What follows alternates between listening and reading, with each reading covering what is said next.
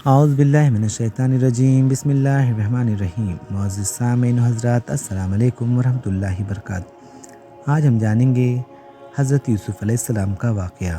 قرآن کریم میں حضرت یوسف علیہ السلام کے واقعے کو احسن القصص یعنی تمام قصوں میں سب سے اچھا قصہ بتلایا گیا ہے۔ آپ اللہ کے نبی حضرت یعقوب علیہ السلام کے سب سے چہیتے بیٹے تھے۔ آپ کے کل 11 بھائی تھے، جس میں ایک سگا بھائی اور باقی سبھی سوتیلے بھائی تھے۔ اللہ نے آپ کو خوابوں کی تعبیروں کا علم عطا فرمایا تھا۔ جب آپ چھوٹے تھے تو آپ نے ایک خواب دیکھا کہ 11 ستارے اور چاند اور سورج آپ کو سجدہ کر رہے ہیں، جسے آپ نے اپنے والد محترم کو بتلایا تو انہوں نے انہیں اس خواب کو بھائیوں سے بتلانے سے منع کیا۔ مگر جب یہ بات بھائیوں کو معلوم ہوئی اور جب انہوں نے دیکھا کہ یوسف علیہ السلام کو ان کے والد بہت چاہتے ہیں تو انہوں نے یوسف علیہ السلام کو مارنے کی غرض سے جنگل لے گئے اور ایک گہرے کنویں میں پھینک دیا، اور یوسف علیہ السلام کے سگے بھائی کو بھی ڈرایا کہ اگر انہوں نے والد کو بتلایا تو اسے بھی مار دیں گے۔ ان بھائیوں نے یوسف علیہ السلام کے کرتے میں بکری کا خون لگا کر اپنے والد کو بتلایا کہ ایک بھیڑیے نے انہیں مار کر جنگل میں لے گیا۔ حضرت یعقوب اپنے بیٹوں کے فریب اور مکر کو سمجھ گئے اور فرمایا، بڑا ہی چالاک بھیڑیا رہا ہوگا جس نے یوسف کو مار دیا اور کرتا بھی نہیں پھٹا، کہہ کر وہ رونے لگے۔ بیٹے کے غم میں وہ اتنا روئے کہ ان کی آنکھوں کی بینائی یعنی روشنی بھی چلی گئی۔ یوسف علیہ السلام کو روز ان کے سوتیلے بھائی آ کر دیکھتے کہ کہیں وہ کنویں سے باہر تو نہیں آ گیا، مگر اللہ نے آپ کو بچا لیا اور آپ اس کنویں میں 3 دنوں تک رہے۔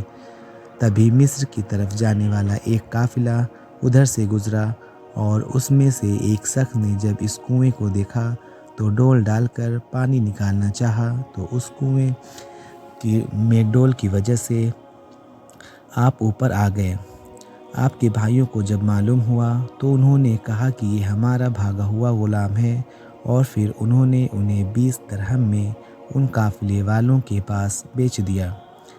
یوسف علیہ السلام مصر کے بازار میں لائے گئے جہاں غلاموں کو بیچا جاتا تھا۔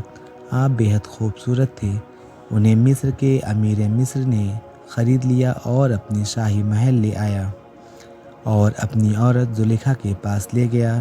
یوسف علیہ السلام کی خوبصورتی دیکھ اس کے من میں بدکاری کا خیال پیدا ہو گیا، اور اس نے جب زبردستی کرنی چاہی تو آپ محل سے باہر کی طرف بھاگے، اور زلیخا نے جو انہیں پکڑنا چاہا تو آپ کا کرتا پھٹ گیا۔ تبھی اس کا شوہر عزیز مصر آ گیا۔ تب اس بدکار عورت نے سارا الزام یوسف علیہ السلام پر ڈالتے ہوئے ان پر الزام لگا دیا۔ یوسف علیہ السلام نے کہا کہ کسی چھوٹے بچے کو لایا جائے، وہیں گواہی دے گا کہ گناہ گار کون ہے، لہٰذا ایک چھوٹا سا بچہ جو اتفاق سے قریب ہی تھا لایا گیا۔ اس بچے نے کہا، اگر کرتا آگے سے پھٹا ہو تو پھر یوسف علیہ السلام گناہ گار ہیں، اور اگر پیچھے سے پھٹا ہو تو عورت گناہ گار ہوگی۔ امیر مصر سارا معاذرہ سمجھ گئے کہ یوسف علیہ السلام گناہ گار نہیں ہیں بلکہ زلیخا گناہ گار ہے۔ جب اس بات کی چرچا آس پاس بھی ہونے لگی تو امیر مصر نے بیوی کو بچانے کی خاطر یوسف علیہ السلام کو کاراگار میں بھجوا دیا۔ قید خانے میں آپ نے قیدیوں کو جو خواب کی تعبیر بتلائی تھی وہ سب سچ ہوئی۔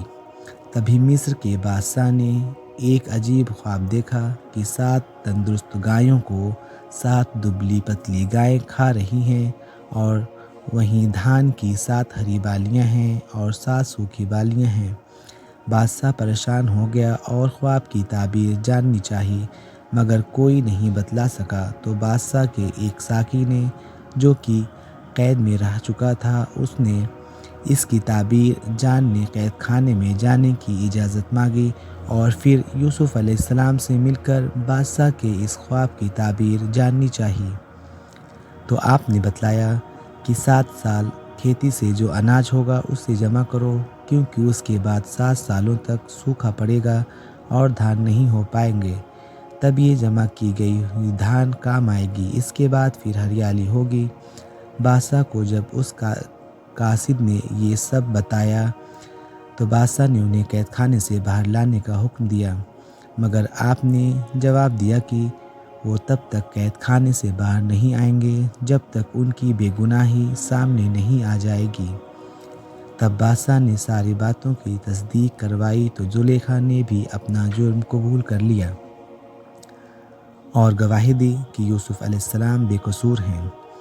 تب بادشاہ نے انہیں قید خانے سے بلوایا اور ان سے اتنا زیادہ خوش ہوا کہ اس نے آپ سے کہا، آپ جو چاہے عہدہ لیں مگر اسی محل میں رہیں۔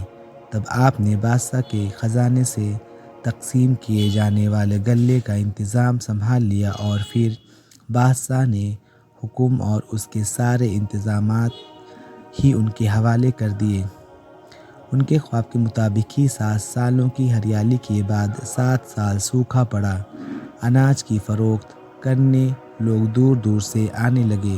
اس دوران ایک روز یوسف علیہ السلام کے بھائی بھی بادشاہ کے دربار میں غلہ لینے پہنچے۔ آپ نے بھائیوں کو دیکھا تو آپ پہچان گئے۔ یوسف علیہ السلام انہیں پہچان لیا مگر بھائی انہیں نہیں پہچان سکے۔ یوسف علیہ السلام نے انہیں غلہ دے کر ودا کیا اور کہا، اگلی بار اپنے بھائی کو لے کر نہیں آئے تو غلہ نہیں ملے گا۔ آپ نے جاتے سمے ان کی بوریوں میں نقد بھی رکھوا دیا۔ یوسف علیہ السلام کے بھائیوں نے ساری باتیں اپنے والد کو بتلائیں اور آپ نے بھائی بنیامین کو لے جانے کی اجازت مانگی اور ان کی حفاظت کا عہد کر وہ دوبارہ مصر پہنچے۔ یوسف علیہ السلام نے دھیرے سے اپنے بھائی بنیامین کو بتلایا کہ میں تمہارا بھائی یوسف ہوں، اور اسے اپنے پاس روک لیا اور بھائیوں کو واپس کر دیا۔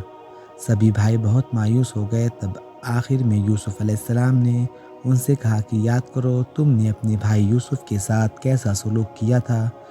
تب بھائیوں نے بھی انہیں پہچان لیا اور اپنی غلطی اور گناہوں پر بہت شرمندہ ہوئے۔ یوسف علیہ السلام نے اپنے بھائیوں کو معاف کر دیا اور پھر والد کو ساتھ لانے کے لیے کہا، ساتھ ہی اپنا کرتا بھی انہیں دیا کہ اسے والد محترم کی آنکھوں پر رکھ دینا۔ سبھی بھائی واپس آ گئے۔ جب وہ والد کے پاس پہنچے تو وہ خوشی سے کہنے لگے، مجھے اپنے بیٹے یوسف کی خوشبو آ رہی ہے۔ سبھی بھائیوں نے اپنے والد سے معافی مانگی اور انہیں سارا حال کہہ کر سنایا۔ ان کے والد نے اپنے بیٹے یوسف علیہ السلام کا کپڑا اٹھا کر اسے چوما اور جو ہی آنکھوں میں مس کیا ان کی آنکھوں کی بینائی واپس آ گئی، اور پھر وہ سبھی یوسف علیہ السلام سے ملنے مصر کی جانب روانہ ہوئے۔ مصر میں داخل ہونے پر ان کا خوب سواگت استقبال کیا گیا، اور جب وہ سبھی یوسف علیہ السلام کے دربار میں پہنچے تو سجدے میں گر پڑے۔ یوسف علیہ السلام اپنے والد محترم سے گلے لگ گئے۔ ان کی آنکھوں میں خوشی کے آنسو تھے، اور اس طرح یہ بھی اس خواب کی تعبیر جو انہوں نے 11 ستارے اور چاند اور سورج کو لے کر کی تھی بے شک قبول ہوئی۔ اس واقعے میں ایمان والوں کے لیے بہت سی نشانیاں بھی ہیں اور سبق بھی ہے، اس لیے اس واقعے کو قرآن میں سب سے افضل قصہ کہا گیا ہے۔ انشاءاللہ آپ لوگوں کو یہ ویڈیو پسند آئی ہوگی۔ ویڈیو پسند آئے تو چینل کو سبسکرائب، ویڈیو کو لائک اور شیئر ضرور کر دیں۔ ملتے ہیں اگلی ویڈیو میں۔ اللہ حافظ۔